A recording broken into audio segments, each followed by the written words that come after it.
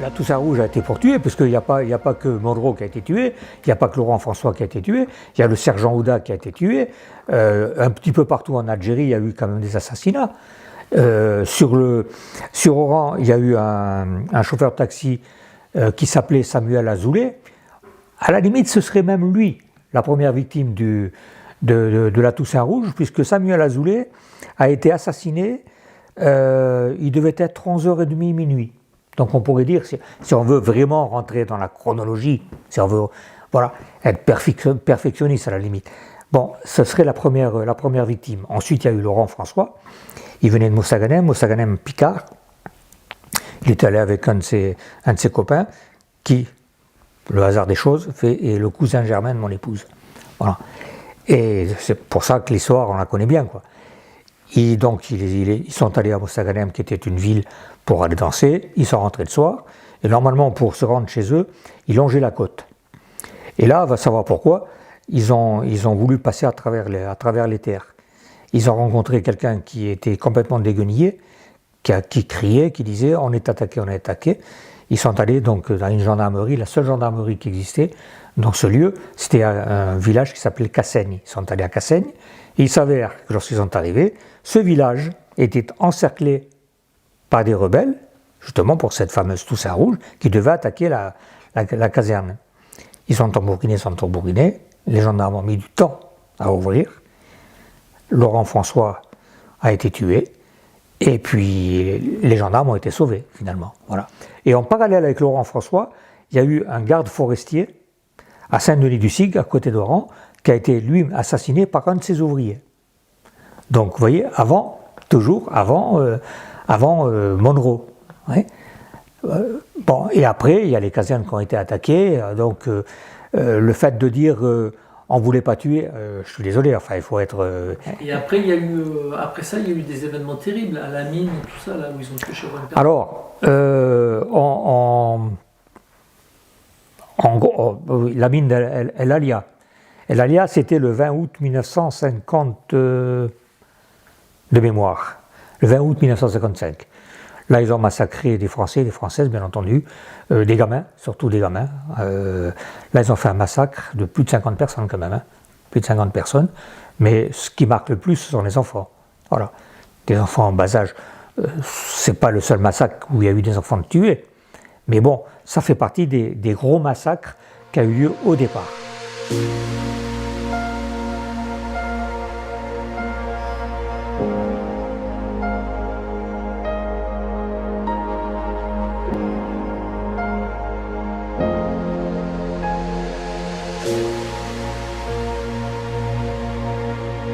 Bon, après, il ne faut pas oublier également les massacres de 21 soldats du contingent à Palestro. Voilà, ça c'était en mai 56. Ça devait être au mois de mai 1956. 21 soldats du contingent qui ont été massacrés. Au matin du 18 mai 56, le sous-lieutenant Arthur du 9e régiment d'infanterie coloniale et ses 20 hommes, après plusieurs heures de marche, s'arrêtent dans un village où ils sont reçus avec respect. C'est l'heure du casse-croûte. Les militaires commencent à palabrer avec le chef du douar, qui leur offre même le kawa. Depuis leur arrivée, ils n'ont que de très bons rapports avec les habitants de la région, qui ne manifestent aucune hostilité, bien au contraire. Vers 11h, la section reprend sa marche et tombe dans une embuscade tendue par la LN, avec la complicité des habitants du village. C'est une tuerie. Aux ordres du lieutenant Kodja, ancien sergent de l'armée française et déserteur, Les militaires de l'armée de libération nationale abattent les Français un par un. Le combat ne dure pas plus de 20 minutes. Il n'y aura que 5 survivants. Le lendemain, sans nouvelles de la section, le régiment donne l'alerte. Des hélicoptères emmènent de toute urgence des paras du 13e Dragon. Ils trouvent le village abandonné et les hommes de la section Arthur. Les villageois les ont exposés sur des rochers. Ils sont atrocement mutilés. Les yeux sont crevés, les testicules sont coupés, les entrailles retirées et remplacées par des cailloux. Les pieds des hommes sont striés de coups de couteau. La plupart de ces supplices ont été faits sur des hommes encore vivants par l'ALN et surtout les habitants du village qui les avaient si bien reçus la veille. La chasse est lancée dans le djebel environnant. Les paras tueront une 50aine de complices, mais le commando et les prisonniers sont introuvables. Le 23 mai, au matin, la bande est enfin accrochée près de Tifred par les paras du 1er REP et du 20e BPC. Les rebelles sont repliés dans une grotte. Les légionnaires paras montent à l'assaut, tuent 17 félagas, délivrent Dumas qui n'y croyait plus et font 3 prisonniers dont un déserteur. Mais dans le feu du combat, l'infortuné Davignier, compagnon de captivité du soldat Dumas, trouve la mort. Les 3 autres survivants ne seront jamais retrouvés. Le problème, c'est tous les assassinats qui ont eu lieu dans les fermes, notamment dans les fermes, sur des gens sans défense. Voilà. Et puis les femmes, les enfants, les musulmans. Mais il y avait, oui, à la mine, je crois qu'ils ont tué autant de musulmans que de Français. À la mine, oui, à Ouedzen. Voilà. Oui, mais parce que là, ils sont tombés sur des musulmans pro-MNA. En fait, il y a eu 2 factions qui étaient pour l'indépendance de l'Algérie. Il y a eu le FLN et puis le MNA. FLN, Front de Libération Nationale, MNA, Mouvement nationaliste algérien. FLN, c'était donc Ben Bella et toute la clique, et MNA, Messa Liadj. Et ils étaient en opposition. D'ailleurs, il y a eu des massacres entre eux, en France, et énormes. Bon. Messa Liadj était pour une indépendance avec les Français. Le FLN était totalement opposé. Et donc, il y a eu cette guerre fratricide entre eux. En France, il y a eu des règlements de compte épouvantables. Bon, on peut retrouver ça sur les journaux de 55, 56, 57, notamment sur la région parisienne et bordelaise, où il y a eu des massacres terribles entre MNA et FLN. Donc, la mine à Ouedzem, c'était surtout des gens du MNA. Voilà. Et eux, ils arrivaient à vivre avec les Européens. Ah, ils vivaient, oui. Ils voulaient l'indépendance, mais... Voilà, il n'y avait pas trop de... Pas de haine vis-à-vis pas trop de haine, non, pas trop de haine, voilà. Hein? C'est dommage qu'ils n'aient pas eu le dessus. On peut regretter qu'ils n'aient pas eu le dessus, oui, parce que c'était autre chose. C'était quand même des gens d'une certaine culture. Bon, ça n'avait rien à voir avec le FLN, ou le FLN, bon, on pourrait dire que c'était le rebut qui était conditionné par Tunis, par Le Caire, pour avoir l'indépendance, et n'oublions pas par les Russes et les Américains, parce qu'on a tendance également à oublier le travail des Russes et des Américains. En tout cas, Kennedy était pour l'indépendance de l'Algérie, indiscutablement, puisqu'il l'avait dit ouvertement.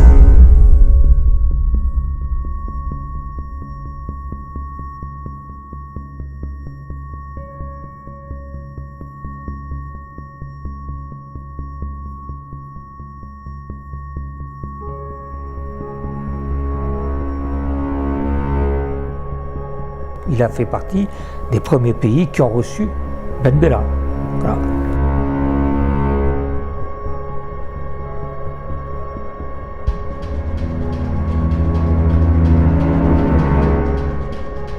Ça s'explique. Aussi bien les Russes que les Ricains convoitaient l'Algérie. Pourquoi? Il y avait d'abord Merz-el-Kébir, la base de Merz-el-Kébir, qui était une base exceptionnelle pour l'époque. D'accord.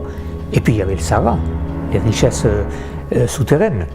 Donc on sait très bien que les Américains et les Russes à l'époque, qui étaient des concurrents, pour ne pas dire des opposants, recherchaient justement tout ça. Voilà. Et les Américains, donc, effectivement, donnaient toujours tout de suite accord au FLN.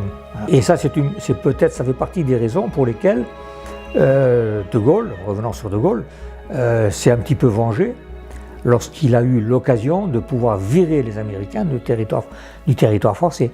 Parce que je ne connais pas très bien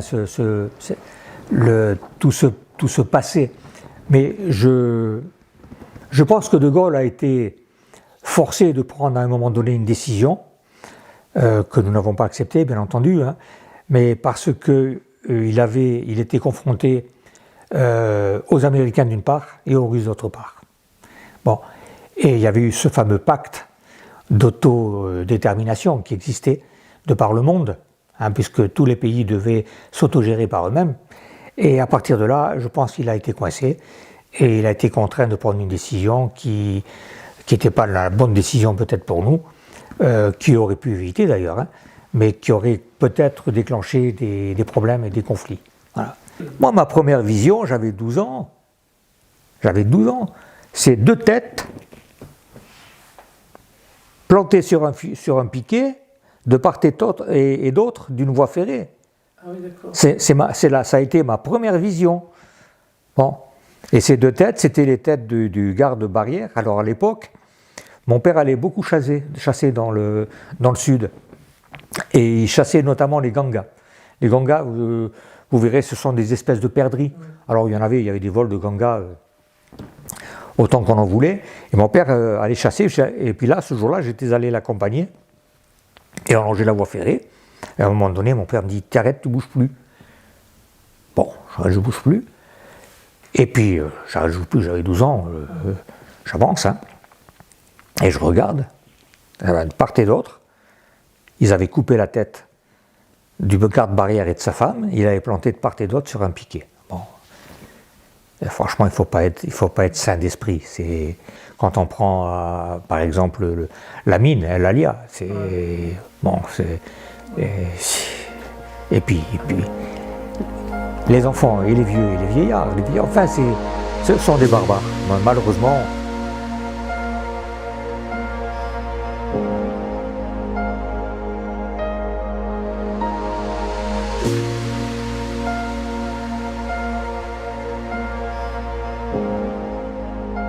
Je m'appelle Djihali Mourad Mentoumi. J'ai 32 ans et je parle bien le français puisque j'ai été à l'école avec Monsieur Petitjean. J'étais caporal en Indochine pendant 2 ans et mon père était adjudant au RTA et avait participé au débarquement de Provence. Le 21 mai 1956, je gardais mes moutons non loin de Mamechta El Gourbia, près du village de Valais. J'avais vu, en début d'après-midi, une colonne d'une vingtaine de félagas qui longeait en contrebas l'Oued et qui se dirigeait vers la Mechta. J'ai eu le sentiment que quelque chose allait arriver. J'ai réuni toutes mes bêtes et je me suis dirigé vers la Mechta. Lorsque je suis parvenu sur la colline, j'ai assisté impuissant au massacre de ma famille.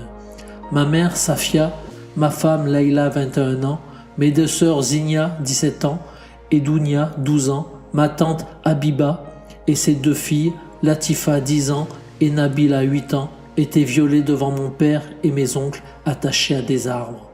Les 2 plus jeunes garçons, mes cousins, âgés de 6 et 4 ans, ont été aussi violés, puis ils ont été éventrés devant tous les habitants de la Mechta. Mon frère Riyad, âgé de 17 ans, s'est rué sur un des félagas. Il a été abattu d'une balle dans la tête.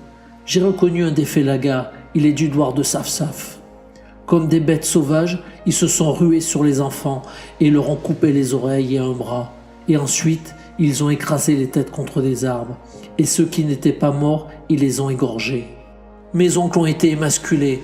Pendant qu'ils se tordaient de douleur, on les a obligés à ouvrir la bouche et à prendre leur sexe dedans.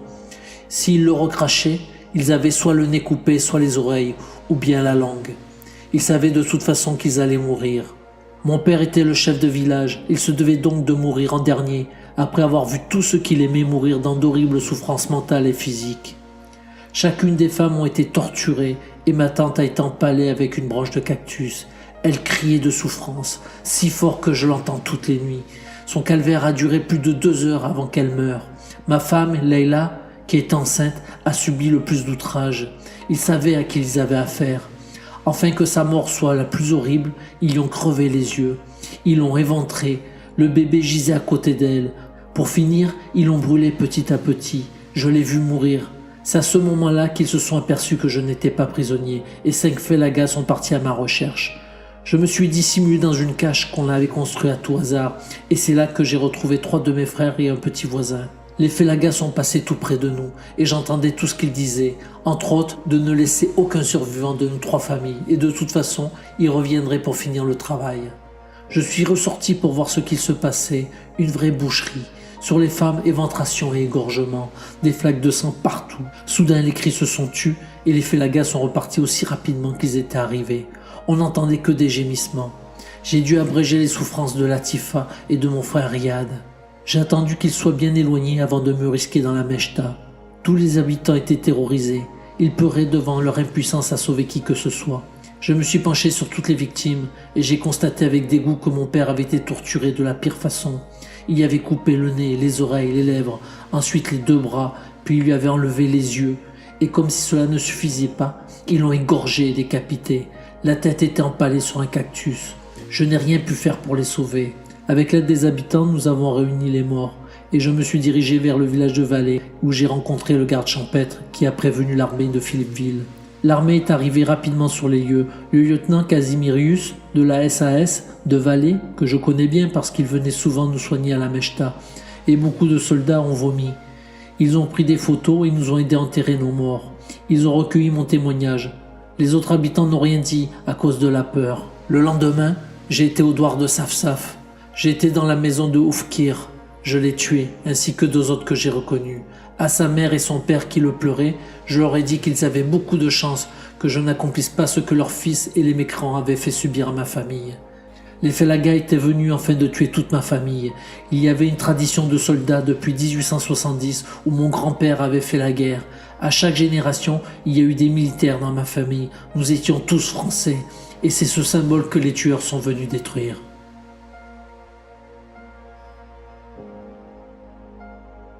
Le massacre auquel j'ai pu assister, je ne prétends pas que ce soit le pire massacre, parce qu'il y a eu le Milkebar, il y a eu, etc., il y a eu beaucoup de massacres, mais celui que j'ai vu, c'est le 15 septembre, le 14 ou 15 septembre 1960, à Mostaganem, un cirque qui est passé dans toute l'Algérie d'ailleurs, qu'on appelait le cirque Monte Carlo, qui était plus connu sous le nom de Gitano Blanco.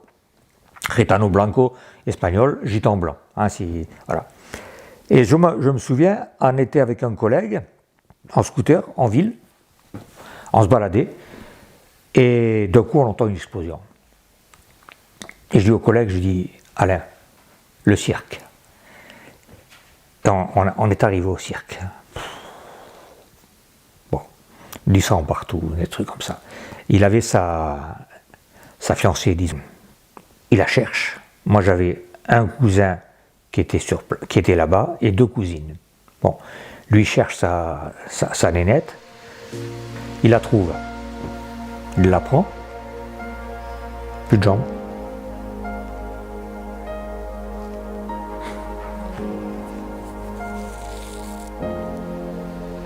Et là, si vous voulez, bon, là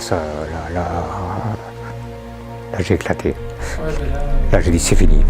Maintenant, plus de cadeaux.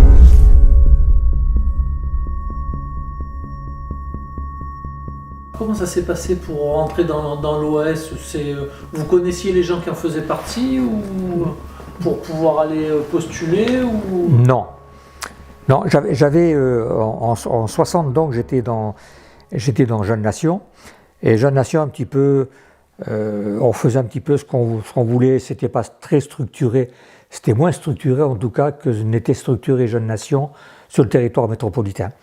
On agissait un petit peu en tête brûlée en fonction de ce que l'on voulait. Et là j'ai connu plus exactement un monsieur qui m'a connu à la suite d'un attentat que j'ai commis en brûlant la voiture d'un officier qui était gaulliste. Bon. Et donc il m'a pris sous sa coupe, et donc voilà, là il m'a connu. Et puis petit à petit, on a organisé des tracts, on faisait à l'époque on ne faisait que cela, faire des tracts et les distribuer. Et puis un beau jour, il me dit ben, tu viens, je vais te présenter à quelqu'un. Il m'a présenté donc à un recruteur de l'OS. Donc là je vous parle de ça, ça devait être en février 61. Donc voilà, j'avais 17 ans quoi. Hein. Et donc ce type m'a dit ben voilà, on a besoin de jeunes, on a besoin de ceci, cela. Alors au départ il voulait me mettre dans une section de plastiqueurs. Et j'ai refusé. J'ai dit non. J'ai dit moi, poser des bombes, ça ne m'intéresse pas. Poser des bombes, ça veut dire que je vais poser une bombe et si ça se trouve, quelqu'un d'innocent va passer, va sauter, donc je ne marche pas. Donc mettez-moi dans un commando, et puis bon, tout s'est enchaîné. Je suis rentré dans un commando, on était 4-5 au départ. Notre mission était de faire en sorte qu'aucun musulman ne pénètre dans la ville européenne. Voilà, ça c'était une de nos premières missions. Là, c'était à quel endroit? À Mostaganem. D'accord. C'était le centre-ville, il y avait un coin européen, un coin musulman, c'était comment? Non, dans la ville, il y avait un petit peu de tout. Les musulmans étaient situés dans un quartier totalement extérieur, un petit peu comme dans toutes les villes d'Algérie. Hein. Ce quartier s'appelait Tijdit. Voilà. Mais on évitait que les musulmans rentrent. On faisait en sorte que les musulmans ne rentrent pas dans la ville. Pour éviter qu'ils fassent des attentats. Pour éviter les attentats. Parce qu'à Mostaganem, il y a quand même eu pas mal d'attentats. Il y a eu beaucoup d'attentats. Donc au départ, ça a été gentil. Hein. Interdiction de faire rentrer les musulmans, de laisser rentrer les musulmans. On avait une autre mission qui consistait à empêcher toute femme musulmane de passer à un certain quartier parce que ces femmes musulmanes allaient aux alentours des casernes du régiment de tirailleurs algérien pour les faire déserter. Voilà, elles venaient pour les faire déserter. Donc c'était notre mission. Et puis une troisième mission aléatoire, c'était de faire quelques hold-up à droite à gauche et récupérer des véhicules pour l'organisation. Alors ça c'était tout au départ. Et puis ensuite, évidemment, il y a eu des actions un peu plus, disons, un peu plus musclées. Voilà. Avec des cibles bien précises. Voilà. D'accord. Et à chaque fois, c'était les gens qui étaient ciblés, j'imagine, c'est des gens qui avaient un rôle néfaste aux yeux de l'OAS Dans les gens ciblés, à 98%, c'était des gens qui étaient, alors, soit des musulmans qui avaient l'impudence de rentrer, alors qu'ils avaient des directives précises en disant vous ne rentrez pas dans le quartier européen. Alors là, malheureusement, ils prenaient le risque. Et puis également des gens ciblés, et pas forcément que des musulmans. Voilà, pas forcément des musulmans. Sur Mostaganem, par exemple, il y avait un juge qui était ciblé, il y avait un avocat qui était ciblé, il y avait des mécaniciens qui étaient ciblés, mais tous des gens qui étaient soit pro-FLN, soit pour l'indépendance de l'Algérie. Donc pour nous, pour l'OS, c'était des gens qui nous faisaient ombre. Et à partir de ce moment-là, il fallait les éliminer. Voilà. Après, tout ce qui était famille, ainsi de suite, vous aviez vos cibles, mais vous ne touchez pas aux familles. On n'a jamais touché aux familles. De ce que je sais, on n'a jamais touché aux familles. On ciblait l'individu en tant que tel, mais jamais la famille. Jamais. C'est un petit peu la raison pour laquelle j'ai toujours été opposé à poser une bombe, même un plastique, parce qu'on ne sait pas ce qui peut se passer. Donc les bombes, on ne maîtrise pas ce qu'on fait. On ne maîtrise pas. On sait, aujourd'hui, on pose une bombe à 18h, on sait qu'à 18h, il n'y a personne qui passe, mais il s'avère que, si ça se trouve, à 18h15, il y a peut-être un couple qui va passer et qui va se faire sauter avec. Donc, totalement opposé. Non, en général, les cibles étaient bien précises. Ce qui ne veut pas dire par là qu'il n'y a pas eu d'accident. Voilà. Ça peut arriver. Il faut quand même savoir, je vais avoir un tract qui traîne, que l'OS, tout au moins à Oran, je parle de ce que je connais, l'OS à Oran avait formellement interdit ce qu'on appelait le ratonnage, ou les ratonnades, et que toute personne qui était prise en flagrant délit de ratonnade était elle-même exécutée. Et sur Oran, il y a eu une personne ou deux qui ont été exécutées par l'OS. Par l'OS parce que justement, elles avaient effectué des ratonnades. Voilà. Donc ça sont des éléments quand même qui sont extrêmement importants parce qu'on oublie souvent de le dire, mais on était totalement opposés, enfin l'organisation était totalement opposée à faire du n'importe quoi et à dire on tue, comme on a entendu, on tue du bougnoul pour tuer du bougnoul, quoi. Non, le but n'était pas là. Ouais. Et niveau structure, parce que après vous êtes rentré dans la Légion, donc vous connaissez bien l'armée, tout ça. Et niveau structure, au niveau de l'organisation de l'OS, tout ça, c'était très militaire, c'était plus amateur, c'était bien structuré. Alors je ne peux pas dire que ce soit de l'amateurisme. Je ne peux pas non plus prétendre que ce soit une structure militaire, parce que j'ai connu effectivement des structures militaires. C'était c'était quand même assez strict. D'abord parce que n'importe qui ne rentrait pas dans l'OS, et n'importe qui n'était pas dans l'OS. Bon. Et ensuite, il y avait des tâches bien déterminées, bien définies. Les commandos, tel et tel commando était fait pour tel et tel quartier, tel et tel commando était fait pour telle et telle action. Donc, c'était très très structuré. Hein. C'était très structuré.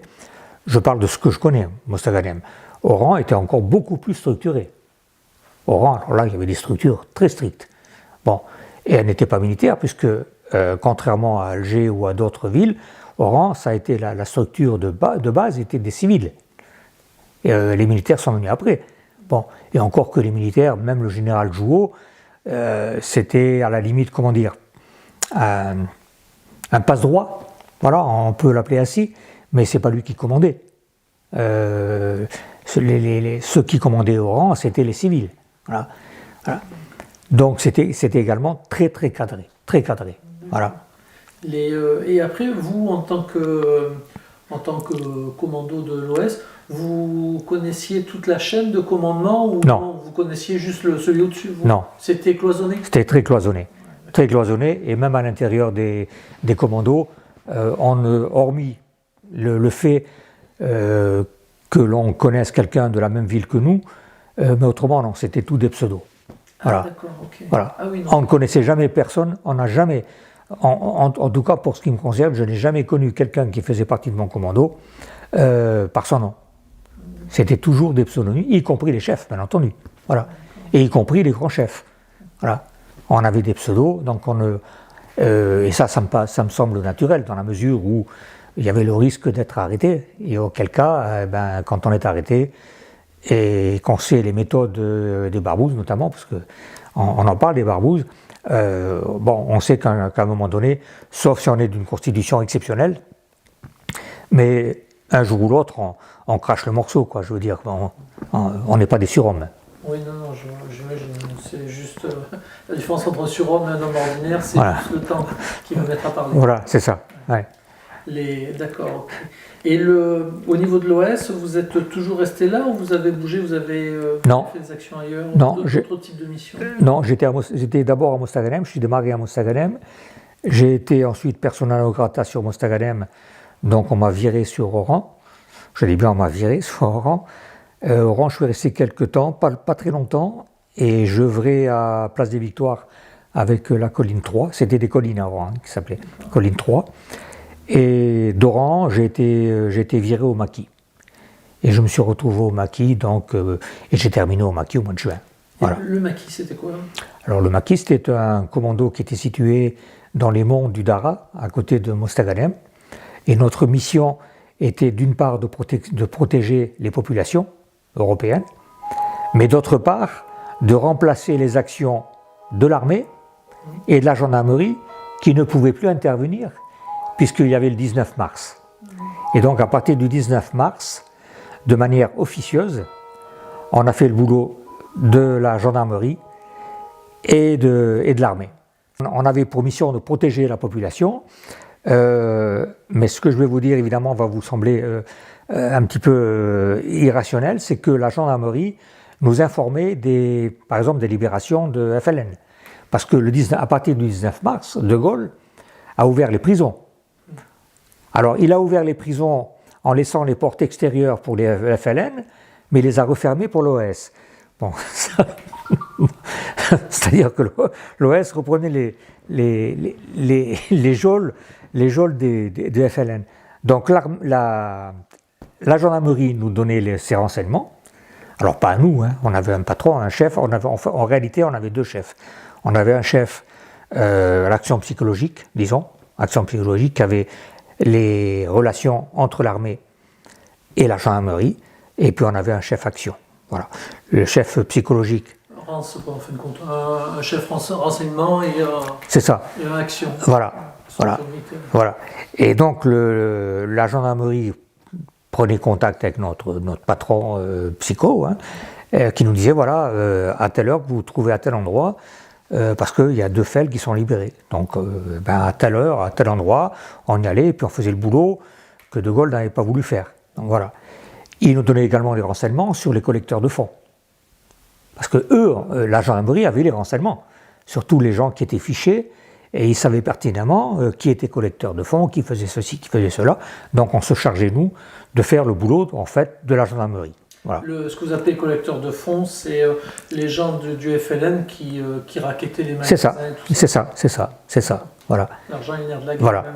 Voilà. Et là, avec l'armée, c'était exactement pareil. C'était là, on nous indiquait des positions, puis nous, on faisait le boulot. Et après, niveau protection pour les fermes, tout ça, vous arriviez. Alors, on a eu des détachements. On avait des détachements de 2-3 commandos qui étaient détachés dans telle et telle ferme. Voilà, pour assurer la protection. Voilà. C'est assez efficace. Ben, écoutez, moi, de ce que j'ai connu, aucune des fermes dans lesquelles nous avions des collègues n'ont été attaquées. Donc, il faut croire que c'était efficace. Et nous-mêmes, on a fait notre boulot, je dirais, de manière tout à fait convenable. Hein. Voilà. On a eu quelques accrochages avec la LN, où on s'en est pas mal sorti, je trouve. Donc les populations, les villages dans lesquels où nous gravitions n'ont jamais eu de problème. Donc ça veut dire que quand même notre présence était connue. Hein. Bien qu'on tentait de passer inaperçu, mais notre présence était connue. Tout le monde savait qu'il y avait un maquis, qu'il y avait un commando OS qui était dans le coin. Quoi, hein. Et donc, j'en reviens aux douars. Lorsque j'étais dans le Dara, un douar en tout cas. Alors, ce qu'on appelle un douar, pour les gens qui ne connaissent pas. Un douar, c'est un village arabe. Voilà, un village qui est dans la montagne, en général. Hein, c'est les villages qui sont dans la montagne, villages montagnards, occupés par les Arabes. Ce sont les Arabes, on appelle ça des douars. Voilà. Eh bien, on était accueillis dans ce douar sans problème.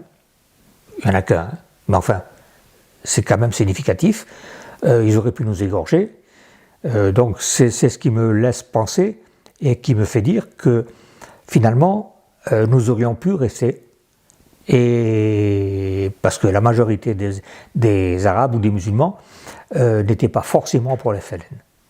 Parce que ce que les gens ignorent peut-être, ou qui veulent ignorer, c'est que le FLN a beaucoup agi sous la menace, et que nombre de gens du FLN, de Felaga comme on les appelait, étaient des gens qui avaient été contraints de rejoindre leur rang, parce que s'ils ne rejoignaient pas leur rang, c'était leurs femmes, c'était leurs enfants, c'était leurs parents qui étaient égorgés. Donc c'est ça. Hein. Ils ont tué des villages complets. Voilà, ou tu viens avec nous, ou on égorge ta famille. Voilà, c'est très clair. Bon. La majorité de la population algérienne serait restée française et ça les gêne. Ah, ils seraient restés français sans problème. Mais c'est par la menace. Et puis après, le sang qui a commencé à couler à droite à gauche. Le gros souci, le fossé a été creusé en mars 62. Voilà, là, le fossé a été creusé. Là, c'était fini, c'était irréversible. Voilà, on ne pouvait plus rester, on ne pouvait plus vivre ensemble. Là, vous me voyez, moi, vivre à Oran, en sachant que mon oncle a été enlevé. Qu'est-ce qui est arrivé Ben, il a été enlevé le 5 juillet 1962. Alors ça, c'est quand les gens allaient regagner le bateau. Le 5 juillet, c'est quand il y a eu la grosse tuerie à Oran. Voilà. Alors, pour expliquer aux gens, c'était quoi ce jour-là? Le 5 juillet, il y a eu un déferlement de musulmans qui fêtaient la victoire, forcément. Hein. Et on sait pas, au jour d'aujourd'hui encore, on ne sait pas du tout la raison pour laquelle il y a eu ce massacre. Toujours est-il qu'il y a eu, je pense qu'il y a eu ce massacre par vengeance. Il suffit simplement qu'il y ait eu une seule personne d'assassinée ou de massacrée, et puis ensuite la foule s'est engouffrée là-dedans, et ça a été comment dire, l'appel du sang, en fait, c'est l'appel du sang qui est venu. Et donc ça fait un massacre, tout ce qui était blanc ou qui ressemblait à un blanc a été égorgé, était pendu, etc., etc. Et mon oncle a subi le même sort, il a été enlevé, on ne l'a jamais retrouvé, bien entendu, hein, parce que il partait voir son père, et malheureusement il n'est jamais revenu. Et voilà, ma tante l'attend encore, enfin elle l'attend plus puisqu'elle a dû le rejoindre, parce qu'elle est morte, mais il est parti, mine de rien, en laissant 6 orphelins. Voilà. J'étais en train de déjeuner, lorsque on a entendu des rafales de mitrailleuses ou de PM, de pistolets mitrailleurs. À ce moment-là, je suis monté sur la terrasse de la préfecture de police. envoyé une grande manifestation, une masse d'Algériens, et qui se sont mis à courir de tous les côtés. Alors c'est à ce moment-là qu'on a averti le général et qu'on a réfléchi à ce qu'on pouvait faire. Aussitôt, le général Katz donne des instructions pour le moins troublantes. Elles figurent dans le JMO, le journal de marche et d'opération du secteur d'Oran que nous avons pu consulter. Il est resté longtemps classé « secret défense » dans les archives militaires. À 12h15, les ordres de Katz y figurent très clairement. Primo, rappel consigne rigoureuse des troupes. Secondo, troupes restent consignées. S'il est attenté à la vie des Européens, dans ce cas, prendre contact avec le secteur avant d'agir. Les officiers dans les garnisons avaient reçu les ordres de Paris de ne pas intervenir. Les ordres étaient de ne pas intervenir. Pourtant, là encore, le général Katz a pleine connaissance des enlèvements et des tueries en cours. Nous lisons de la main de l'officier de permanence. 11h55, 12 Européens blessés dont un grièvement. Demande une ambulance d'urgence. 12h40, 2 Européens lynchés et récupérés place Foch. 13h10, une centaine d'Européens emmenés par l'ALN en direction Ville Nouvelle. Un FSE tué en sortant de chez lui. Le général Katz, lui, sa seule action, ça a été de prendre un hélicoptère et de survoler la ville. Et puis il a constaté que tout se passait bien, ce qui est faux. Tout de suite, j'ai sauté dans l'hélicoptère et j'ai survolé la ville. Oh, il était 12h30 à peu près. N'importe comment. À 1 heure ou plus tard, c'était fini. La fusillade, en somme, n'aurait duré que pendant 1 heure. Oh, même pas. Une bonne demi-heure. Une bonne demi-heure. Le général Katz dit qu'à 13h, l'ordre était rétabli, ce n'est pas vrai du tout. Et ce qui est terrible avec les disparitions, c'est qu'on ne sait pas ce que Alors, le gros souci, c'est la grosse interrogation. Parce qu'on sait que nombre d'enlevés ont fini dans les marécages. Voilà. Nombre ont fini pendus à des crochets de boucherie pour être saignés à blanc. D'autres ont fini dans des hôpitaux pour être également saignés. D'autres ont fini dans des mines. Quand on dit saigner, c'est parce qu'ils récupéraient le sang. Ils récupéraient le sang. Pour les combattants. C'est ça, ils récupéraient le sang. Ils saignaient à blanc. Je l'ai lu. Ils attrapaient, alors je vais vous laisser le raconter, mais en gros, ils attrapaient une personne et il la vidaient de son sang. Il a vidé de son sang, tout simplement. Pour soigner leurs blessés. Enfin, tout simplement. Voilà, il a vidé de son sang.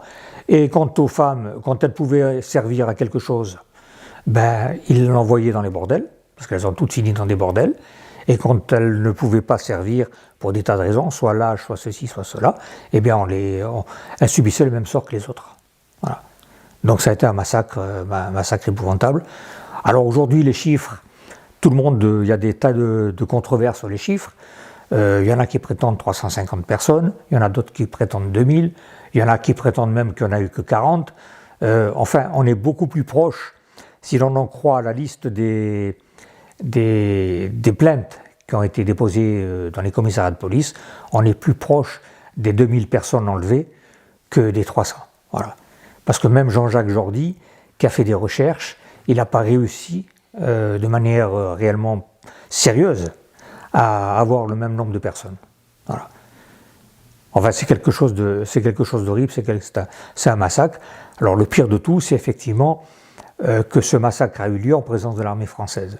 Ça, personne ne peut imaginer que 18 000 soldats français ne soient pas intervenus, hormis 3-4, dont Rabat Khelif, dont l'amiral Barthélemy, dont 2 sections de tirailleurs qui sont intervenus, qui ont réussi à sauver. C'est simple.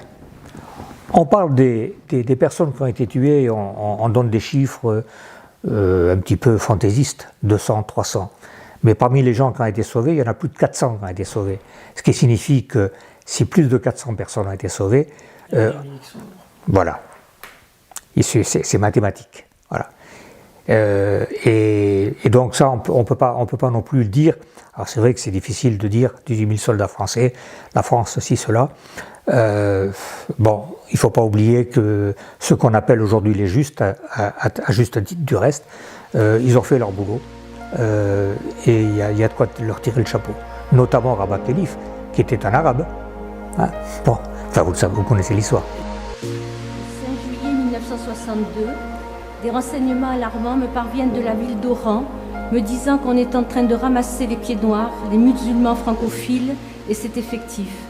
On les embarquait dans des camions, on les emmenait vers ce que l'on appelait les petits lacs, qui se trouvaient entre Oran et l'aéroport, et là, on les fusillait comme faisaient les SS, puis on les jetait dans le petit lac. Il paraît que maintenant, on a cimenté le petit lac. Je demande donc des ordres à mon chef de bataillon. Le général Katz, qui commandait à ce moment-là en Algérie, avait donné des ordres pour que les troupes françaises, quoi qu'il arrive, ne sortent pas des cantonnements. C'était un ordre écrit, que nous avions d'ailleurs tous émargé. L'adjoint au commandant me dit « Mon garçon, tu connais les ordres. Le général Katz a dit de ne pas bouger. » J'étais le seul officier musulman, commandant de compagnie à l'intérieur du bataillon. Je téléphone à mes camarades commandants de compagnie, tous européens. Je leur explique ce que j'ai appris. Ils me disent avoir les mêmes renseignements, mais qu'ils ne peuvent pas bouger vu les ordres. Mais enfin, ce n'est pas possible, leur ai-je dit. On ne va pas laisser les gens se faire trucider comme ça sans lever le petit doigt. Moi, je ne peux pas. Ma conscience me l'interdit. Je téléphone à l'échelon supérieur, au colonel commandant le secteur. Je tombe sur son adjoint et lui explique mon cas. Il me répond « Écoutez mon garçon, nous avons les mêmes renseignements que vous. C'est affreux. Faites selon votre conscience. Quant à moi, je ne vous ai rien dit. En clair, je n'étais pas couvert. » J'embarque l'équivalent de quelques sections dans les camions dont je pouvais disposer et je fonce sans ordre sur Oran.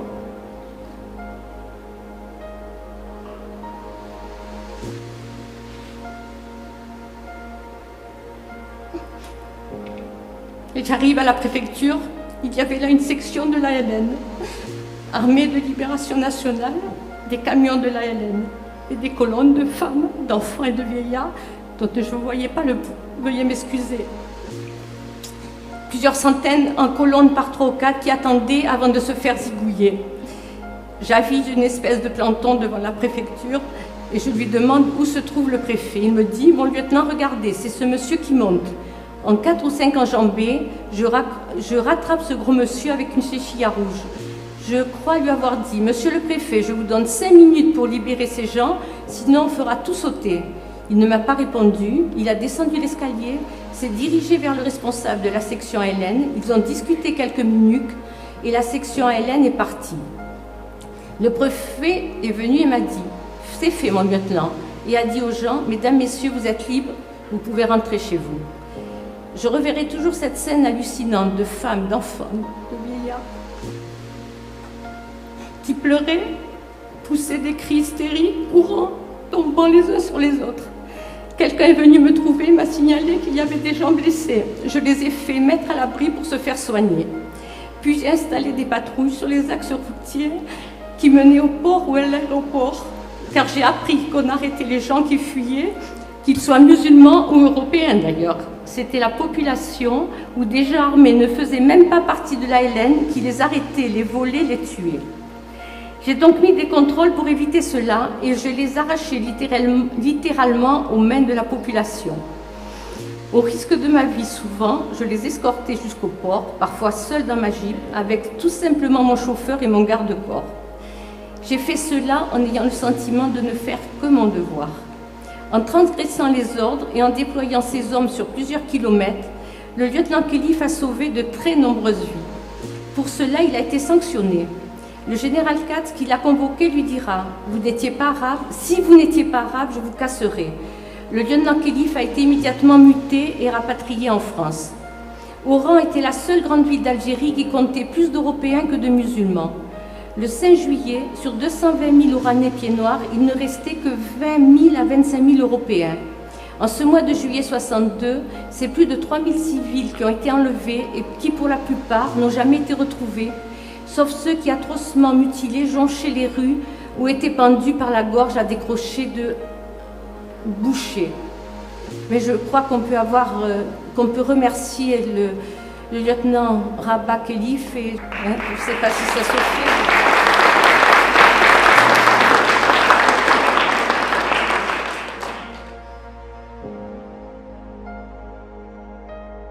Alors ensuite, il y a cette fameuse légende que l'OAS aurait contribué au massacre par le fait qu'un tireur isolé aurait tiré sur la foule. Bon, ça c'est le plus gros mensonge qui puisse exister, tout le monde le sait, puisqu'il n'y avait plus, à Oran, il n'y avait plus un seul membre de l'OAS au 26 juin 1962. Ah d'accord, je ne savais pas ça. Voilà. Il y a eu des accords qui ont été pris, alors c'est pas la petite histoire, pour l'histoire. L'OAS à Oran a été, dans les derniers mois, beaucoup plus virulente et beaucoup plus crainte que l'OAS Alger. À Oran, ça a été Budapest. Oran, je peux vous affirmer que ça a été Budapest. C'était des commandos armés de MAT 49 face à des chars de garde mobile. Donc, ça, je l'ai connu. Hein, tout ça, je l'ai connu notamment pour l'arrestation du général Jouot. Bon. Donc, Oran était une ville où l'OAS était très, très présente. Et elle a commencé sa première action de terre brûlée, puisqu'on parle de terre brûlée, par l'incendie des cuves de la British Petroleum au port d'Oran. Je crois que c'était en juin 62, et le gouvernement craignait justement cette terre brûlée, mais il craignait la terre brûlée non seulement sur Oran, mais ce qu'il craignait également, c'est que l'OAS d'autres villes, notamment Alger, où il y avait encore quelques deltas qui restaient, puissent réussir à faire sauter Hassim Saoud, c'est-à-dire les puits de pétrole. Bon. Donc, il y a eu un accord qui a été conclu entre l'État français et l'OAS Oran.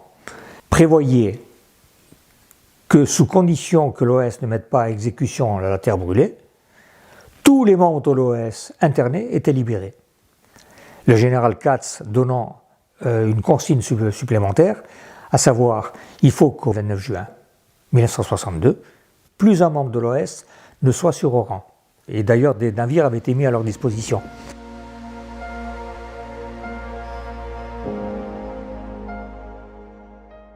J'étais au Châteauneuf. Alors le Châteauneuf, à Oran, il y avait 2 centres d'internement. Il y avait le lycée Ardaillon qui était tenu par la garde mobile, où là tous les membres de l'OAS ou activistes étaient internés, et les premiers interrogatoires commençaient à Ardaillon, par les gardes mobiles. Dans la mesure où les interrogatoires n'étaient pas concluants, on envoyait ces gens-là au Châteauneuf. Le Châteauneuf était tenu par la mission C. La mission C, ce sont les barbouzes. Voilà. Et donc, moi à cette époque, j'étais donc au Châteauneuf, puisque j'avais été arrêté le 19 juin. Et donc j'ai été libéré le 29 juin. Et le 29 juin, donc il n'y a pas de problème, il n'y avait plus un seul membre de l'OAS qui était sur Oran. Donc cette tuerie de 5 juillet, en aucun cas l'OAS ne peut être incriminé. Voilà. Et donc j'ai dû arriver je pense que je suis arrivé à Marignane le 3 juillet. Donc j'ai pas connu. Et je n'ai connu le massacre que bien plus tard. Personne n'en parlait. Personne n'en parlait. J'ai dû connaître ça, je ne sais pas, peut-être fin juillet, mais pas avant. Et après coup, vous avez connu des gens qui ont assisté au massacre et qui en ont témoigné, des témoins directs. J'ai eu des témoins directs, oui. Et ils vous ont raconté. Et parmi les témoins directs, j'ai eu un premier témoin qui était un ancien policier qui a été arrêté et que j'ai revu donc D'ailleurs, on était hébergé chez sa femme, Cantero, c'était un monsieur Cantero, Joseph Cantero, qui a donc été enlevé et qui a eu la vie sauve parce que parmi les gens qui ont enlevé les Européens, il y avait un de ses anciens fonctionnaires qu'il a reconnu et qui, grâce à lui, a pu avoir la vie sauve, prendre un bateau et rentrer en France. Voilà. Et lui a raconté ce qu'il a vu. Et effectivement, c'est pas beau. C'était la chasse aux roumis, quoi. Voilà. Et est-ce qu'il regroupait les gens, il les tuait sur place? Alors, ils ont tué sur place, ils ont regroupé, voilà. Quand les gens essayaient de s'échapper, ils les tuaient sur place. Et quand les gens ne s'échappaient pas, ils les regroupaient et puis ils les amenaient notamment au village nègre. Village nègre? Voilà, au village nègre. D'accord. Et là, là, ils en faisaient ce qu'ils voulaient, quoi. Hein. Voilà. Voilà.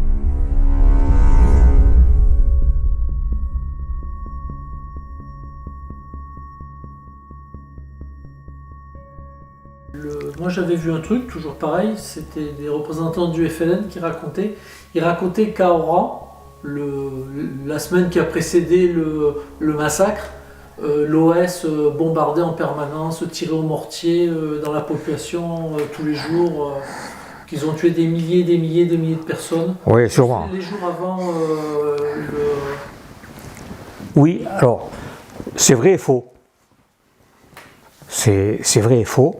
Alors, c'est vrai où effectivement l'OS a bombardé le quartier nègre 2 ou 3 fois. C'est faux, il n'y a pas eu des milliers de morts. Par contre, effectivement, il y a eu quelque chose comme 80 morts au village nègre. Voilà. Le but, c'était quoi? C'était la terre brûlée? C'était... Ah non, pas du tout, non. Il y avait une raison à ça? Ah ben oui, il y avait une raison qu'on voulait chasser les Arabes des alentours d'Oran. C'était une guerre de territoire. De la même manière que le FLN balançait une grenade dans un café, eh ben nous, on balançait pas de grenade, on allait au bazooka, et le 29 juin, donc il n'y a pas de problème, il n'y avait plus un seul membre de l'OAS qui était sur Oran. Donc cette tuerie de 5 juillet, en aucun cas l'OS ne peut être incriminé. Voilà.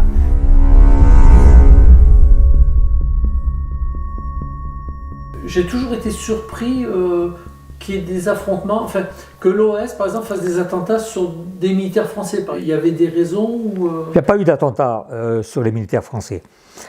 Je ne veux pas dire qu'il n'y a pas eu de militaires français de tués.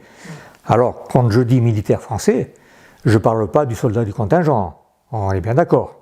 Je parle simplement d'officiers ou de gens qui étaient dans la police et qui étaient des gens anti-OS. Bon, si on parle de l'armée, alors il faut savoir de quoi on parle. C'était pas de l'armée, c'était pas les... Moi je parlais des troufions. Les troufions non. Ne touchaient pas. Non, les troufions, il y a eu un seul impair, disons, appelons un impair, le 23 mars. Voilà, le 23 mars 1962, il y a eu cet affrontement entre une patrouille de soldats du contingent et l'OS de Bab el-Oued. Bon, il faut savoir le contexte, il faut connaître le contexte. Le 19 mars, les accords d'Évian. Bon, à partir de ce moment-là, on savait que, pour reprendre des slogans qu'il y avait sur les murs d'Algérie, les carottes étaient cuites. Il fallait se battre jusqu'au bout. Bon. L'OS Bab el-Oued, qui était une OS très forte, un petit peu, on peut l'assimiler à l'OS Oran, donne l'ordre, ou interdit tout au moins, à tout véhicule de l'armée française de pénétrer dans Bab el-Oued. Bon. Vers 7h30, 8h du matin, un premier convoi, une première patrouille de soldats du contingent arrive dans Bab el-Oued. Gens de l'OS la laissent passer. Pas de problème. Vers 10h du matin, une autre patrouille se présente.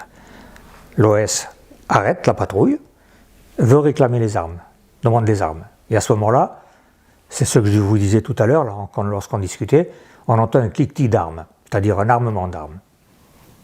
Ça a tiré. Et là, le massacre a commencé. Alors quand je dis le massacre, c'est pas forcément le massacre des soldats du contingent, c'est le massacre également des mecs des types de l'OS. Hein. Et là, ça a été tout de suite, les gardes mobiles sont arrivés.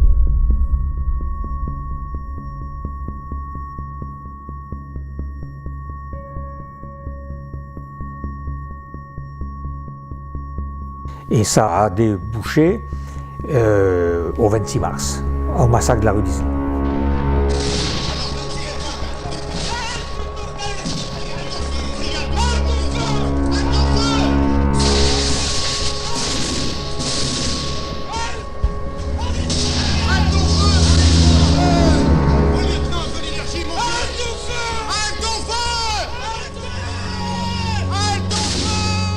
On peut appeler ça une manifestation. En réalité, les Algérois venaient soutenir les gens de Bab el-Oued qui étaient assiégés sans rien avoir. Plus de victuailles, plus rien.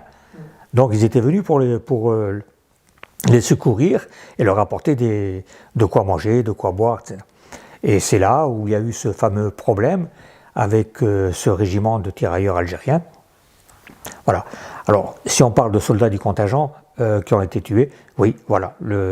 Ça s'est passé le 23 mars 1962. C'est la seule fois où les membres de l'organisation armée secrète ont tiré sur un soldat du contingent.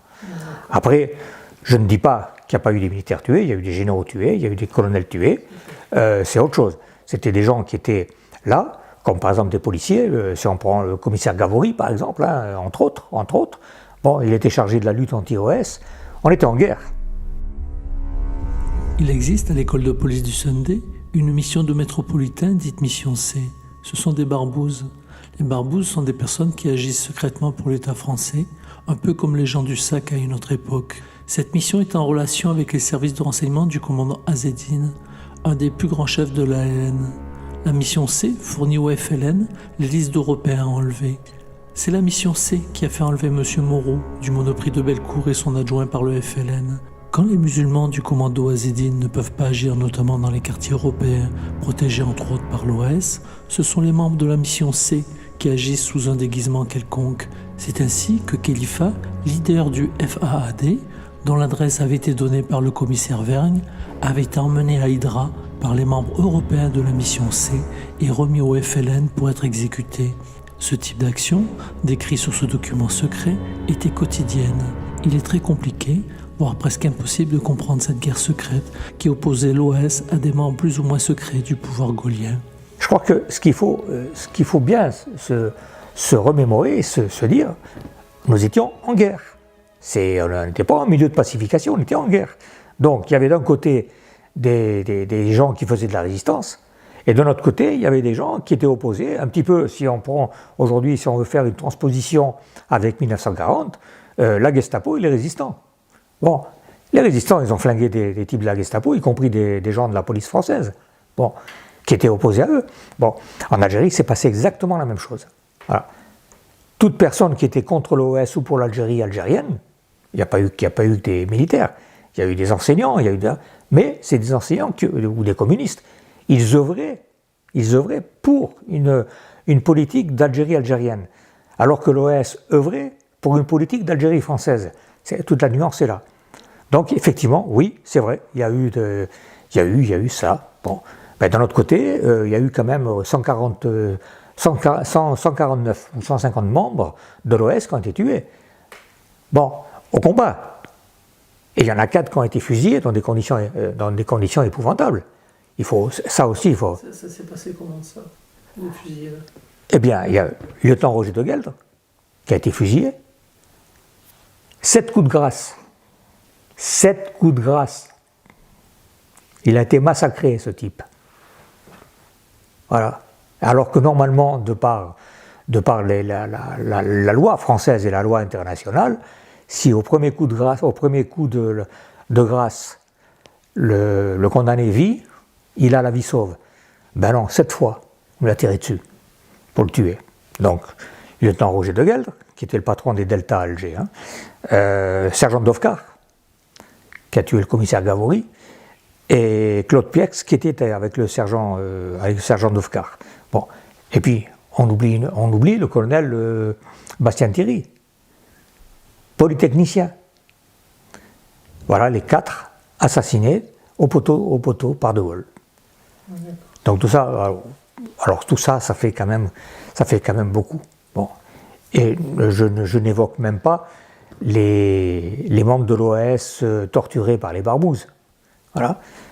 Quand on parle de torture, ça me fait rigoler. Quelquefois, quand on me parle de torture et qu'on porte procès d'intention à Le Pen et à qui que ce soit sur la torture qui a été faite par les parachutistes à Alger, on ignore totalement de quoi on parle là. Parce que les membres de l'OS qui ont subi des tortures, ils ont subi des tortures autrement plus infâmes que le FLN. Bon. Qu'est-ce qu'ils leur faisaient comme... on coupe les ongles, on arrache les ongles, on arrache les dents, on brûle au fer à souder, voilà quoi. Voilà. Y compris des femmes. Donc après, on ne peut pas faire de cadeaux aux barbouzes, par exemple. Voilà. Et l'OS n'a pas fait de cadeaux aux barbouzes, hein. Ils ont fait sauter la villa, il y en a eu 19 qui ont été tués. Bon, parce qu'ils ont fait... C'est épouvantable. Ils ont fait pire que les parachutistes, et pas pour les mêmes raisons. Parce que on ne peut pas dire qu'il n'y a pas eu de torture. Si, il y a eu de la torture, forcément. Mais bon, moi personnellement, aujourd'hui, il faut se remettre dans le contexte aussi. Que vaut la vie d'un individu qui va poser une grenade contre la vie de 3, 4, 5 gamins? Ce qui s'est passé du reste. Bon, je suis désolé, le type, je le fais parler par tous les moyens. Voilà.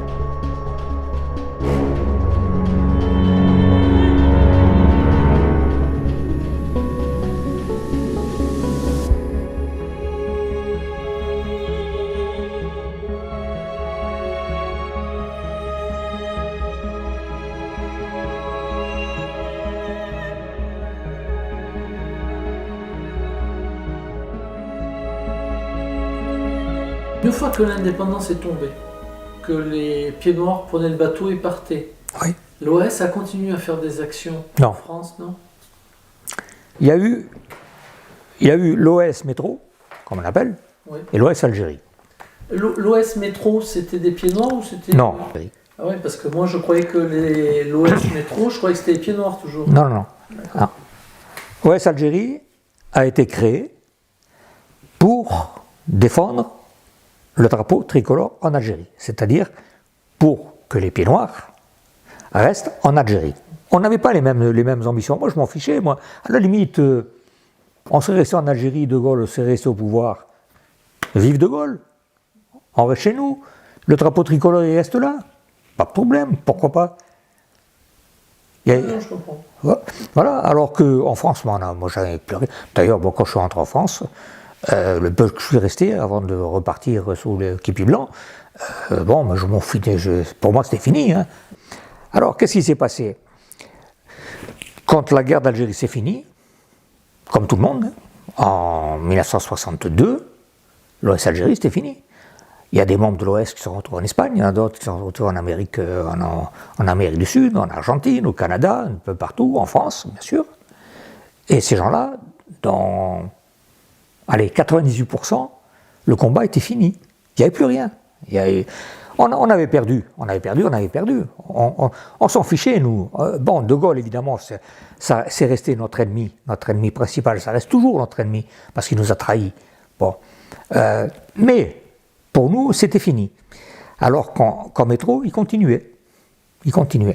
Alors, une partie des membres de l'OS a rejoint et a continué. Mais très peu. Et puis il y a une autre partie qui a été embauchée par Charles Pasqua lorsqu'il a créé le SAC. Alors il a embauché des anciens de l'OS. Pourquoi? La majeure partie des gens de l'OS qu'il a embauchés, c'était des gens de l'OS qui étaient recherchés, qui étaient en Espagne. Il leur a dit pas de problème, impunité, casier judiciaire vierge, mais vous venez chez nous. Vous venez au SAC. Et c'est la raison pour laquelle on a retrouvé des gens de l'OS dans le SAC. Au SAC. Aujourd'hui, moi je sais qu'on m'a beaucoup reproché, parce que moi je défends les gens de l'OS, même qui sont rentrés au SAC. Je les défends parce qu'il faut se mettre à leur place. Et j'ai connu des amis, des très très bons amis, qui sont retrouvés une main devant, une main derrière, en Espagne, sans rien avoir à manger, sans rien avoir pour leurs femmes, ni pour leurs enfants. Bon, hein, quand on vous dit, l'impunité, vous rentrez en France, vous faites quoi? Et c'est un cas de conscience. Moi, j'ai des amis qui ont fini clochards. Alors que c'est des mecs bien, ils ont fini clochards. Ça, je ne peux pas le supporter. Alors, il faut se mettre toujours dans le contexte. Et c'est difficile de se mettre dans le contexte. J'avais lu que l'OS, par exemple en France, avait fait dérailler un train ou posé une bombe dans un train. Ah là là. C'est quel OS là? Alors, ça c'est métro, forcément. Beaucoup de controverses. Énormément de controverses. Effectivement, il y a un train qui a déraillé entre Strasbourg et... Vitry-le-François, c'est arrivé vers Vitry-le-François. Vers Vitry-le-Françoise. Et ils ont annoncé 27 morts, je crois, un truc comme ça. C'est ça? Et une quarantaine de blessés. Alors d'aucuns prétendent effectivement que c'est un attentat OS. Moi j'en doute beaucoup. Je ne dis pas que j'ai la science infuse, mais au niveau de l'ADIMAD, quand j'étais président de l'ADIMAD, j'avais quand même pas mal d'archives. Je me regardais les archives, et on a des archives, pas forcément qui sont dans notre sens, hein, toutes les archives on les a, hein, y compris celles où on est accusé de quoi que ce soit. Et je ne crois pas. Je sais que tous les médias se sont jetés dessus, voilà, en disant c'est l'OS. En tout cas, moi, j'en ai jamais entendu parler. Jamais. Et je n'ai aucun document sur lequel il y ait pu avoir... j'ai réussi à trouver, effectivement, une coupure de presse qui relate, disons, l'accident ou l'attentat, peu importe, de la façon dont on l'interprète. Mais en aucun cas on évoque l'OS. En revanche, ce que je sais, c'est que les communistes, encore eux, les gauchistes, étaient très très friands, et à chaque fois qu'il y avait quelque chose d'un petit peu particulier qui se déroulait sur le territoire métropolitain, immédiatement il y avait le catalogue OS. Voilà. La guerre d'information, donc ça ne me surprend pas du tout.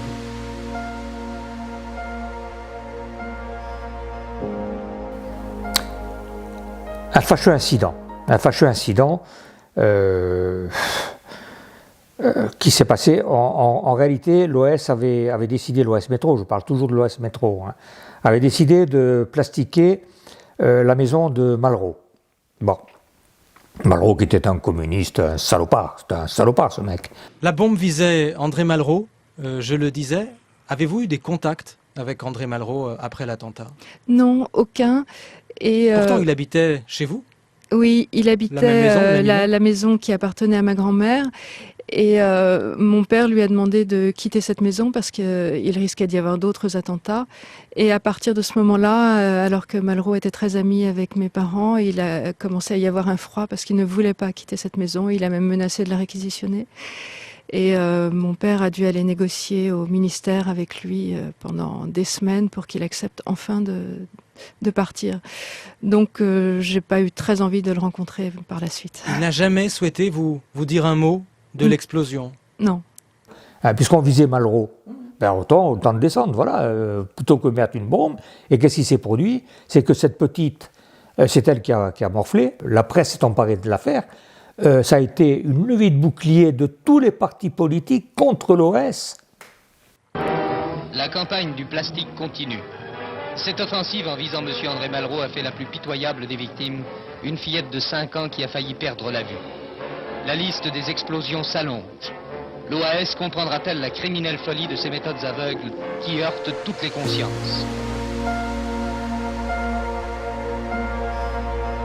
Des pieds noirs qui faisaient des attentats contre d'autres? Ah ben voyons, Qu'ils étaient... les communistes, oui. Ils étaient pour l'indépendance. Ah ben ils sont endoctrinés, complètement. Ah oui, complètement. Ben, les premières bombes qui ont été fabriquées, ça a été des communistes français, enfin pieds noirs. Ah oui, en Algérie. En Algérie. Moudjahida, ces femmes étaient agents de liaison, propagandistes ou encore dans le maquis avec les Moudjahidines pour arracher l'indépendance de leur pays. Danielle Mine faisait partie de ces figures oubliées. Danielle Mine est malheureusement décédée l'année dernière à l'âge de 77 ans. Elle était l'une des grandes figures des Moudjahida. Qui était Danielle Mine, devenue un jour Jamila? Alors, c'est une Française métropolitaine.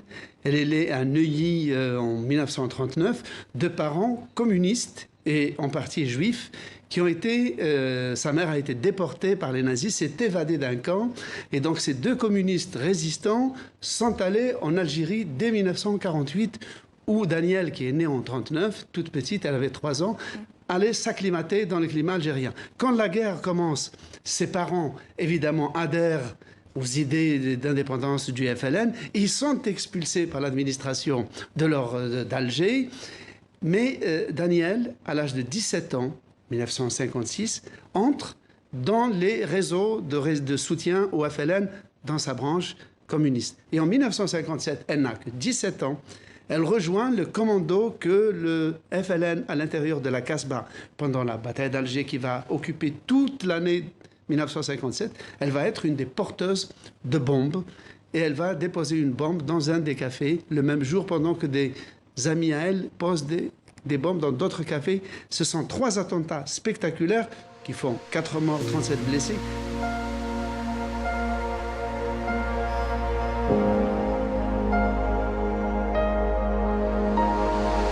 Il faut savoir quand même que la structure du restaurant l'a été bien avant l'organisation, bien avant, puisqu'elle a été, il y avait déjà des structures d'antiterrorisme qui avaient été faites notamment par un nommé Guy Pugente qui est décédé, paix à son âme, qui est un très très bon ami, qui était un syndicaliste et qui a commencé à créer les cellules bien avant, en 59-60. Donc déjà, Oran avait déjà une structure, et une structure civile. Et qui se débrouillait bien. Parce qu'il n'y a pas de problème. Il y en a qui nous reprochent de nous être réveillés trop tard, mais quand on se réveillait, on a quand même mené le terrain. Au niveau de la structure des grands chefs, Salan, c'était le grand chef de la... Ah, Salan, c'est le patron, ouais. C'est le grand patron. Ah ouais, Salan, c'est le patron. Et il était vraiment écouté, ou chaque cellule... Alors, Salan, c'est un militaire. Vous avez fait l'armée, vous savez comment c'est, l'armée. Surtout lorsqu'on a fait toute sa carrière dans l'armée. On n'a rien connu d'autre. Donc on est un petit peu, j'allais dire, sans que ce soit péjoratif ce que je dis, sclérosé. Voilà. On a une vision un petit peu comme les mulets, on a des œillères, parce qu'on sait que c'est là. On ne va pas à droite, on ne va pas à gauche, c'est comme ça. Voilà. Quand je te donne un ordre, tu te mets au garde à vous. Point final. T'as pas d'abord la principale discipline, c'est déjà d'obéir. Hein, voilà, on ne cherche pas. Voilà.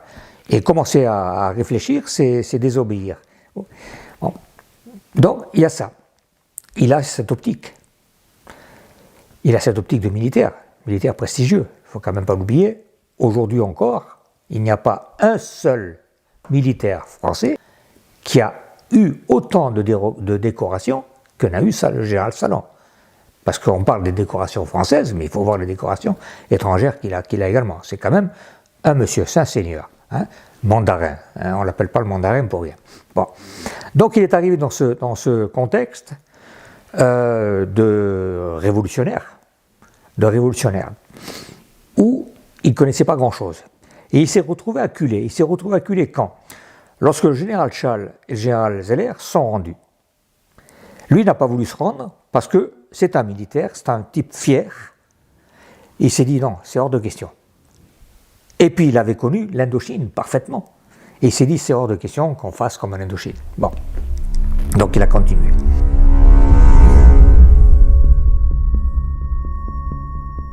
Je crois que la grossière erreur qu'il a commise quand il s'est rendu, c'est en réalité il s'est rendu, et le général Zeller l'a suivi, parce qu'il a voulu éviter une effusion de sang entre soldats français. Voilà. Et là, je crois qu'il a commis une très très très grossière erreur psychologique. Parce que il aurait imaginé, c'est pour ça qu'il a fait ça, il aurait imaginé que les soldats du contingent qui s'étaient insurgés d'ailleurs, hein, pouvaient faire face au Para et à la Légion. Grossière erreur. Moi, je les ai vus à l'œuvre, les soldats du contingent. Ça me fait rire. Hein. Ils auraient vu un béret rouge ou un béret vert, ils posaient les armes rapidement. Et je crois qu'il a commis une grossière erreur sur ce plan. Parce que, indiscutablement, ils n'auraient pas bougé. Et on aurait gagné. Voilà. Et à partir de ce moment-là, effectivement, les autres régiments qui étaient dans l'expectative et qui attendaient, ils se sont dit, bon, ça va, c'est cuit, on ne se mouille pas. Parce que ce sont des officiers, ils perdent leur carrière. Donc ils se sont dit, alors c'est vrai que certains disent, ils étaient frileux. Moi je dis, ils sont restés dans l'expectative. Voilà, ils ont observé, ils se sont dit, bon, si on voit que ça marche, pouf, on y va. Par contre, on reste là, voilà. Donc voilà. Mais Sallan est resté quand même le chef incontesté de l'OS. Voilà. Et il en a assumé les responsabilités.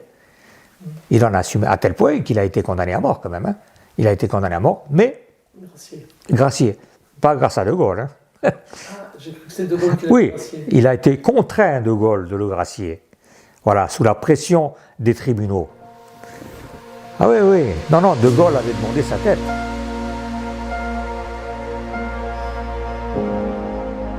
Pas les enlever. Voilà, les disparus et les enlevés. Plus de 400 militaires français ont été enlevés, qui n'ont jamais été retrouvés. 400. Qui en parle? Personne n'en parle. Voilà. Vous avez pu discuter avec un enlevé qui s'est échappé, un truc comme ça? Avec Ossignac.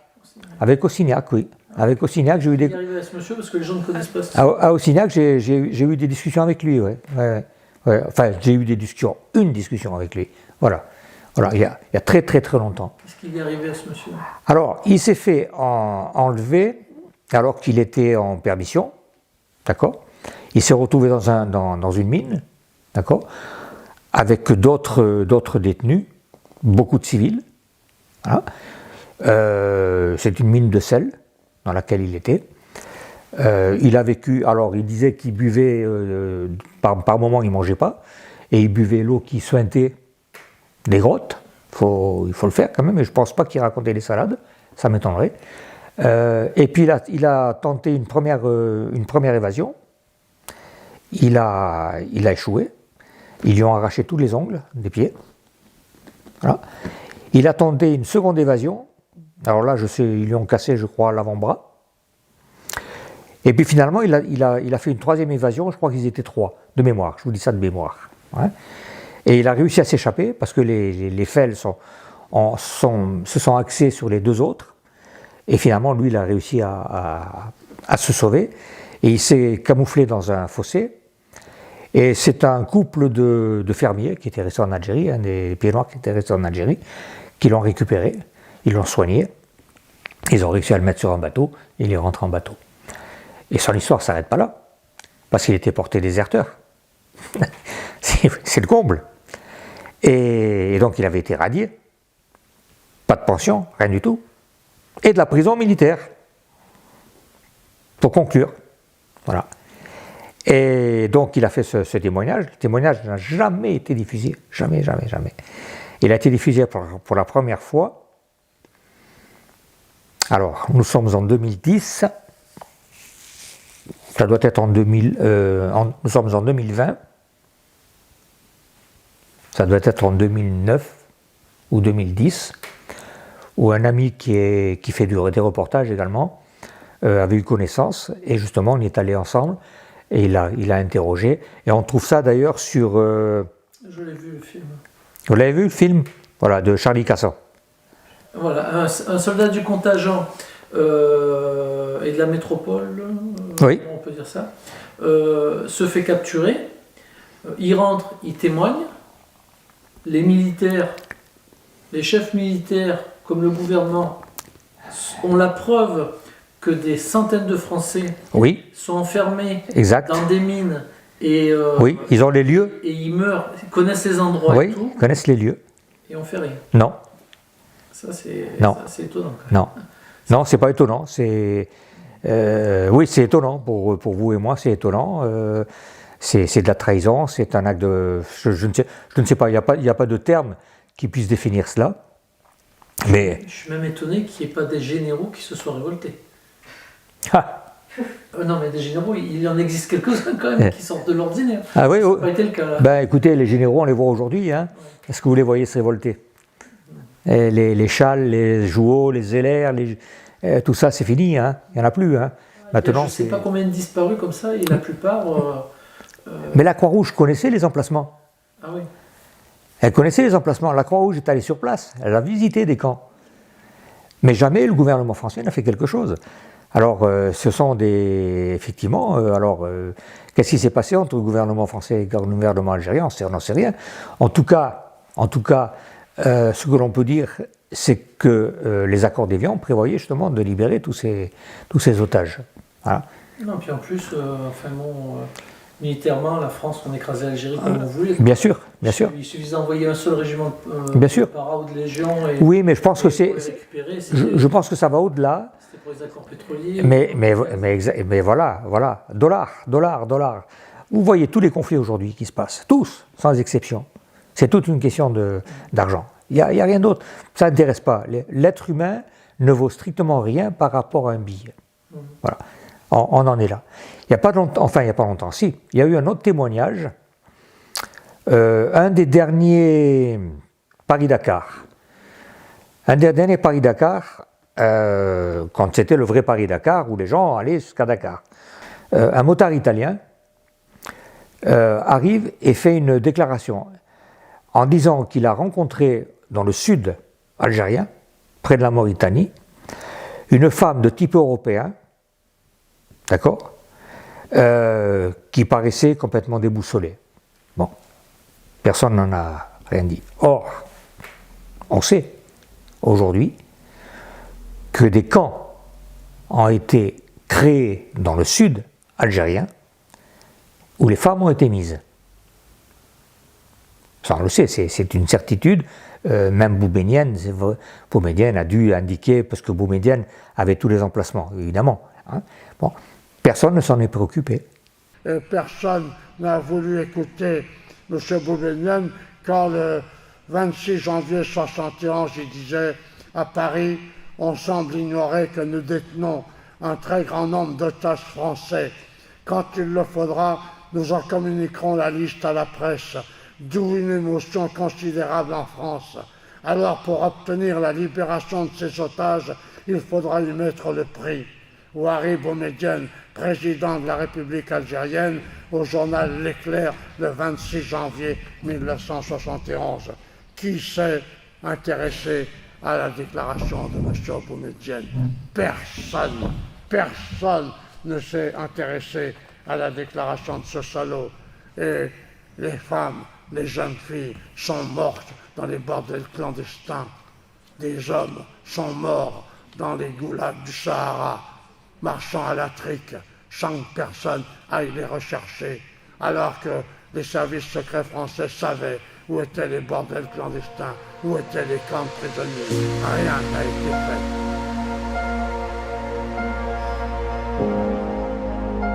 Puis je vous dis bien, les Américains n'ont pas fait de cadeau. Hein. Les Américains nous avaient promis une aide à l'OS. Bon, c'est Zuzini, par l'intermédiaire de Zuzini.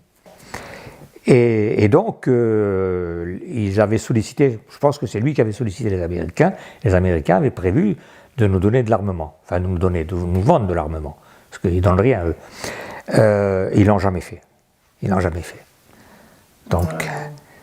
Donc déjà, et puis bon, je vous dis bien, Kennedy, il n'y a pas de problème, il était pour l'indépendance, hein, indiscutablement. Hein, voilà. Les deux blocs n'avaient rien, parce qu'à l'époque, il y avait quand même des colonies. Le Portugal avait beaucoup de colonies. L'Espagne, ils avaient des colonies. Donc tous ces gens-là représentaient quand même une force. Hein. Le Portugal était costaud au niveau des colonies. Bon, la France, a fortiori. Hein. Donc tous ces deux blocs-là, ça les faisait un peu suer. Donc effectivement, les richesses que possédait la France, vous vous rendez compte, la France, elle avait tout l'Afrique occidentale. Tout le sous-sol de l'Afrique occidentale, le sous-sol du Sahara, le sous-sol de l'Algérie, Merz-el-Kébir, je peux vous dire, je connais bien les dessous de Merz-el-Kébir, c'est exceptionnel, quoi. C'est une des principales bases anti-atomiques qui existent en Méditerranée. Vous vous rendez compte le poids pour ces nations. Bon. Alors évidemment, il fallait décoloniser, ou il fallait agir pour que ces pays, Espagne, Portugal, France, décolonisent à outrance. Et ils ont fait tout ce qu'il fallait. Parce que les ricains, ces salopards, ils ont quand même commencé à gangréner l'Algérie quand ils ont débarqué en 40. Hein? Déjà en 40, ils commençaient à gangréner les populations, etc., etc. Ils ne se rappelaient pas que quelques années avant, ils avaient éliminé quand même tous les autochtones chez eux. Hein? Hein? Bon, non. Donc tout ça, ils ont fait ça tout le temps, hein, tout le temps.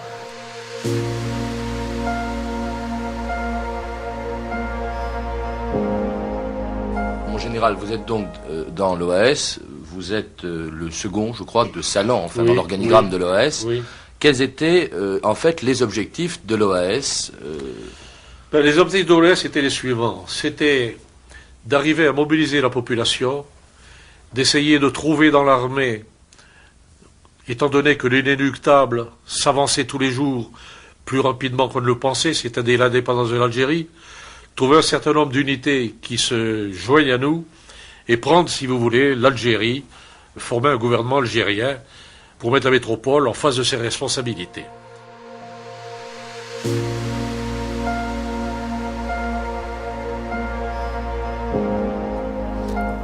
La seule chose que je puisse dire, c'est que je n'ai jamais entendu le terme pied noir lorsque j'étais en Algérie.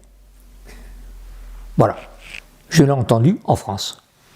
Et je me suis dit, bah, tu es pied noir. Voilà. Voilà. Mais le terme pied noir qui a été donné, au départ, c'est la raison pour laquelle d'ailleurs il a raison, la personne que vous faites, Michel Savio, pied noir pour moi c'est un terme péjoratif. Voilà.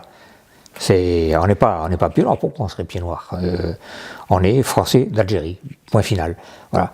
Au départ, c'était péjoratif. D'ailleurs, lorsqu'on évoque les pieds noirs, d'ailleurs, vous le remarquez même un jour si vous discutez avec quiconque, il y a une connotation malsaine. Voilà.